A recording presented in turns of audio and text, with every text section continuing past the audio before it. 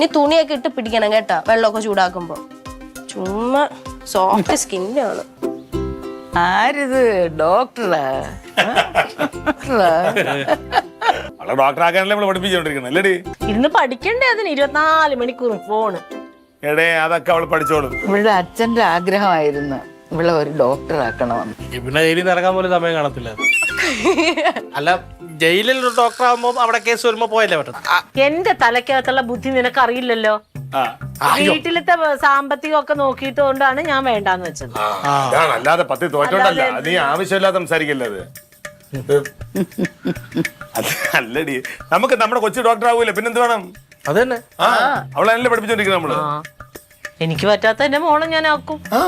അങ്ങനെയാണ്. ഓ ഞങ്ങളെ വെച്ച് ഡോക്ടറായതിനു ശേഷം ഇവിടെ വലിയൊരു ബോർഡ് വെക്കണം. ഡോക്ടർ തക്കളി മുത്തു, വെറ്റിനറി MBBS, സോഷ്യോളജിസ്റ്റ്, സൈക്കോളജിസ്റ്റ്, ജനറോളജിസ്റ്റ്. എടാ എന്റെ പൊന്നു ലോക തോൽവി. അല്ല അപ്പൊ എല്ലാത്തരം രോഗികളെ നമുക്ക് കിട്ടുമല്ലോ. എടാ എല്ലാ വെറ്റിനറി വേറെ. അല്ല ഈ ആളില്ലാത്ത സമയത്ത് നമുക്ക് മൃഗങ്ങളെ ചികിത്സിക്കാം. മാമ്പൂ കണ്ടും മക്കളെ കണ്ടും ആരും കൊതിക്കരുത്. അതാ അമ്മ ഇപ്പൊ അങ്ങനെ ഒരു വർത്താനം? ഞാൻ പറഞ്ഞതേ ഉള്ളു.